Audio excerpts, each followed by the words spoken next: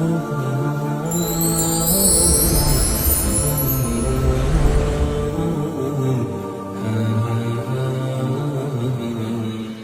اللہ الرحمن الرحیم۔ عربی کا معلم حصہ اول ہے، الدرس الثامن ہے، اوزان کلمات۔ تیسرے حصے میں خوش آمدید۔ آج کے اس ویڈیو کے اندر ہم وزن نکالنے کا عملی طریقہ یہ سیکھیں گے۔ حضرت فرما رہے ہیں کہ الفاظ کا وزن معلوم کرنے اور ان کے حروف اصلیہ کو زوائد سے الگ بتانے کے لیے فا، عین اور لام کو میزان قرار دیا گیا ہے۔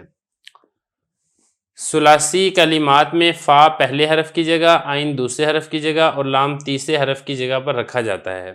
دیکھیں، کوئی بھی چیز ہو اس کو وزن کرنے کا ایک طریقہ ہوتا ہے جس کے ذریعے سے اس کو تولا جاتا ہے۔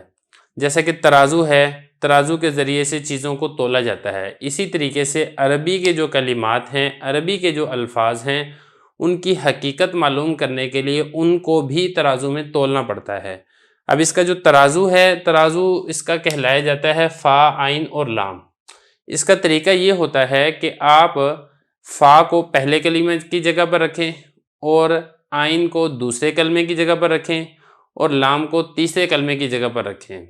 تو اس طریقے سے آپ وزن معلوم کر سکتے ہیں۔ مثال کے طور پہ جو ثلاثی کلمات ہیں، فا پہلے حرف کی جگہ، جیسے نا قلم، اب کاف کی جگہ پر آپ رکھ دیں فا، دوسرا حرف لام ہے، اس پہ آ جائے گا عین، تیسرا حرف میم ہے، اس پہ آ جائے گا لام۔ تو اب وہ والا کلمہ جس کا ہم وزن کرنا چاہ رہے ہیں، جس کی ہم پہچان کرنا چاہ رہے ہیں، اب وہ یہ قلم ہے، یہ کلمہ ہے، اس کی ہم نے پہچان کرنی ہے۔ تو اس میں کاف آ رہا ہے فا کلمہ کے مقابلے میں، تو اس کو ہم یہ کہیں گے کہ اس کا فا کلمہ یہ کاف ہے، اور اس میں جو لام ہے یہ عین کلمہ میں آ رہا ہے، تو ہم یہ کہیں گے کہ اس کا عین کلمہ یہ لام ہے۔ اور اسی طریقے سے جو میم ہے یہ لام کلمہ کے مقابلے میں آ رہا ہے، تو ہم اس کو کہیں گے کہ اس کا لام کلمہ یہ میم ہے۔ یا اسی طریقے سے کتف، کندھے کو کہتے ہیں، پہلے حرف کی جگہ پہ آپ فا رکھ دیں، دوسرے حرف کی جگہ پہ عین اور تیسرے حرف کی جگہ پہ لام۔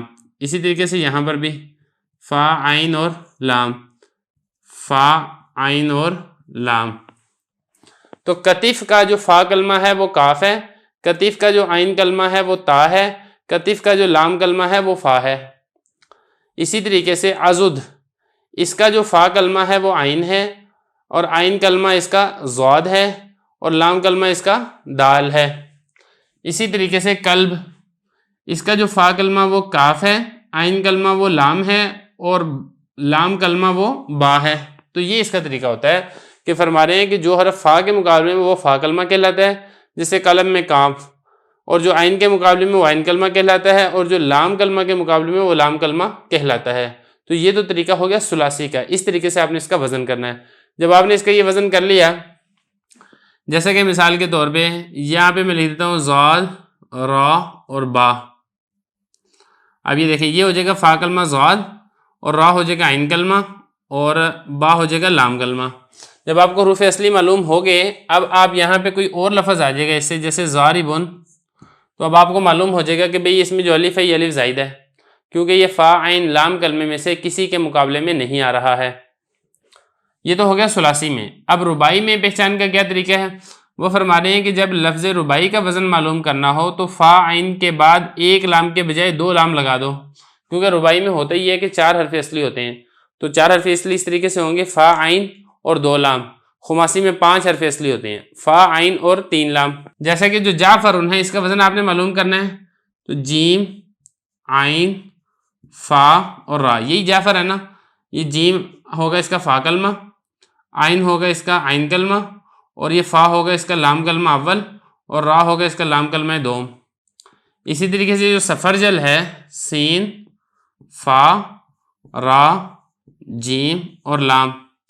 اب یہ خماسی ہے، 5 حرفی ہے، تو سین ہوگا اس کا فا کلمہ، اور فا ہوگا اس کا عین کلمہ، اور را ہوگا اس کا لام کلمہ اول، جیم ہوگا اس کا لام کلمہ دوم، اور یہ جو تیسرا لام ہے یہ ہوگا اس کا لام کلمہ سوم۔ تو یہ فرمایا کہ فعلل ہوگا جعفرن کا وزن، اور سفرجلن یہ اس کا وزن ہوگا فعللن۔ چوتھے نمبر پر اصول دیکھیں، حضرت فرما رہے ہیں کہ وزن نکالتے وقت حروف اصلیہ کے مقابلے میں تو فا، عین، لام رکھے جائیں گے، باقی جو حرف زوائد ہیں وہ اپنی اپنی جگہ پر حالت پر باقی رہیں گے۔ جیسے کہ آپ کو معلوم ہے کہ جو پہلا حرف ہے اس پر آپ نے فا رکھنا ہے، دوسرا جو حرف اصلی ہے اس پہ آپ نے عین رکھنا ہے، تیسرا حرف اصلی ہے اس پر آپ نے لام رکھنا ہے۔ یہ تو ہو گیا حروف اصلیہ۔ باقی اگر حروف کوئی زائد ہیں تو جو حرف زائد ہوگا آپ بالکل ویسے ہی اس کو اس کے وزن کے اندر آپ منتقل کر دیں گے۔ مثال کے طور پہ اب یہ دیکھیں ذرا، کبرن، اس کا وزن آئے گا فعلن، اس میں 3 حرف اصلی ہیں اور کوئی نہیں ہے۔ اچھا، اس میں ایک چیز کا آپ اور خیال رکھیں، جب آپ وزن نکالیں گے تو اعراب کا بھی آپ نے بالکل ویسے ہی وزن کے اندر اعراب لے آنا ہے۔ جیسے اس میں دیکھیں نا، کاف پر کسرہ ہے تو یہاں پر بھی کسرہ، آگے با ساکن ہے تو یہاں پہ عین ساکن، یہاں پر ضمہ اور تنوین ہے تو یہاں پر بھی ضمہ اور تنوین۔ اب اس کے بعد آگے دیکھیں کبیرن، اب اس میں ایک کاف یہ تو فا کلمہ ہے، با یہ عین کلمہ ہے، را یہ لام کلمہ ہے، اور یہ یا زائد ہے، تو آپ بالکل ایسے ہی اس کے وزن میں نکال لیں گے، جیسے کبیرن بروزن فعیلن، اس طریقے سے۔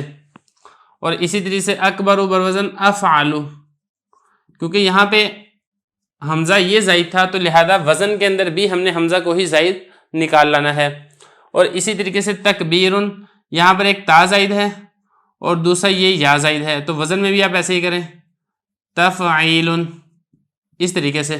تو یعنی خلاصہ کہنے کا یہ ہے کہ جو وزن میں جو حرف زائد ہوگا وہ بالکل وزن کے اندر بھی وہی والا حرف ویسے ہی نیچے اتر آئے گا، مگر جب عین کلمہ یا لام کلمے کو دہرا کر کوئی ایک حرف زائد کیا گیا ہو تو وزن میں اسی دہرائے ہوئے کلمے کو ہی دہرا لیتے ہیں۔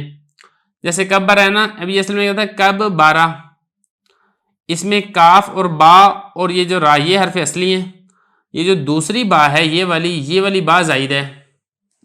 اب ہونا تو یہ چاہیے تھا، جیسے کہ ہم نے اوپر پڑھ لیا ہے کہ جو حرف زائد ہو وہ وزن کے اندر بھی زائد آ جاتا ہے، تو اس کا وزن تو آپ کو اس طریقے سے نکالنا چاہیے تھا، فا بالا، کاف آ جائے گا فا کلمہ کے مقابلے میں اور با آ جائے گا عین کلمہ کے مقابلے میں، یہ با ایسے ہی نیچے اتر ہے اور اس کا ہم وزن نکالیں فا بالا، لیکن ایسے نہیں کرتے، کیونکہ جو حرف مکرر ہو یعنی 2 مرتبہ ہو، مشدد ہو، اس کو بالکل ویسے ہی وزن کے اندر لے آتے ہیں۔ جیسے کب بارہ ہے، اس کا ہم وزن نکالیں گے فعلا، یہ اسی طریقے سے مرہ، اب یہاں پہ دیکھیں احمرارا تھا نا، افعللا، تو یہاں پر ایک لام زائد ہے تو ہم اس کا وزن کیسے نکالیں گے، احمرہ بروزن افعلا، بس جب ہم اس کو سمجھیں گے تو وہاں پر ہم سمجھ لیں گے کہ یہاں پہ کون سا حرف یہ زائد ہے۔ اس کے بعد آپ آگے دیکھیں، حضرت فرما رہے ہیں کہ الفاظ کا وزن پہچاننے سے بہت بڑا فائدہ یہ ہے کہ کسی ایک لفظ کے مادے کے معنی جاننے سے اس کے تمام تصریفات و مشتقات کے معنی کا جاننا آسان ہو جاتا ہے۔ اگلا مسئلہ، ہمارے جو حروف اصلی ہوتا ہے اس کو مادہ کہا جاتا ہے۔ یہ جب آپ کسی بھی سیغے کا حروف اصلی آپ نے معلوم کر لیے تو ہم یہ کہیں گے کہ آپ کو اس کا جب مادہ معلوم ہو جائے گا تو آپ پھر لغت سے، ڈکشنری سے اس مادے کا معنی دیکھیں۔ آج کل تو بہت آسان ہے کہ جو ڈکشنری ہے وہ موبائل کے اندر موجود ہے، القاموس الوحید سب سے بڑی جو عربی کی ڈکشنری سمجھی جاتی ہے، اس کی اپلیکیشن آپ کو مل جاتی ہے پلے اسٹور سے، آپ وہ پلے اسٹور سے ڈاؤن لوڈ کر لیں۔ اس کے اندر تقریباً 1 لاکھ کے قریب الفاظ ہیں جن کے معنی لکھے ہوئے ہیں، تو آپ کو جب مادہ معلوم ہو جائے گا آپ مادہ سے، اس ڈکشنری، اس لغت سے اس لفظ کا معنی معلوم کریں مادے کا۔ جب آپ کو مادے کا معنی معلوم ہو گیا پھر اس سے جتنی گردانیں بن رہی ہیں، اس سے ماضی بن رہی ہے، مضارع بن رہی ہے، امر بن رہی ہے، نہیں بن رہی ہے، اسی طریقے سے اسماء مشتقات ہیں، کوئی بھی اس پوری گردان سے صیغہ آ رہا ہے آپ اس کا معنی خود بخود معلوم ہو جائے گا۔ جیسے نون صاد را، جب آپ کو اس کا معنی معلوم ہو گیا ناصرہ، مدد کرنا ہے، تو جب یہ مضارع میں آئے گا تو آپ اس میں مضارع والا معنی کر لیں، ینصرو مدد کرتا ہے یا مدد کرے گا وہ ایک شخص۔ جب یہ امر میں آ جائے گا انصر، تو یہاں پر بھی آپ مدد والا معنی کر دیں گے، مدد کر تو ایک مرد۔ اور اسی طریقے سے نہیں میں لا تنصر، مدد تم نہ کر تو ایک مرد، ناصر مدد کرنے والا ایک مرد۔ تو دیکھیں یہاں پہ جب آپ کو مادے کا معنی معلوم ہو جائے گا تو پوری گردان میں جو بھی صیغہ آئے گا سارے کا سارا آپ کو معنی یہ معلوم ہو جائے گا۔ تو بہرحال اس کو مادہ کو، حروف اصلیہ کو، حروف زائد کو، صرف صغیر کو، صرف کبیر کو سمجھنا یہ بڑا ضروری ہے۔ اس کے لیے ہماری پلے لسٹ موجود ہے علم الصرف کی، وہاں پر آپ جائیں اور جو پہلے 3 اس کے چیپٹر ہیں اس کو آپ اچھے طریقے سے دیکھیں، اس کو آپ کو بالکل صحیح طریقے سے ان کی سمجھ آئے گی، وزن کیسے نکالا جاتا ہے اور گردانوں کے درمیان جب آتے ہیں صیغے کے اندر تبدیلی ہوتی ہے تو اس میں کیا کیا فرق یہ پیش آتا ہے۔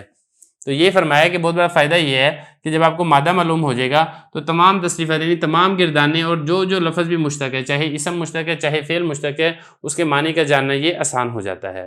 اب چلتے ہیں اس کی تمرین کی طرف۔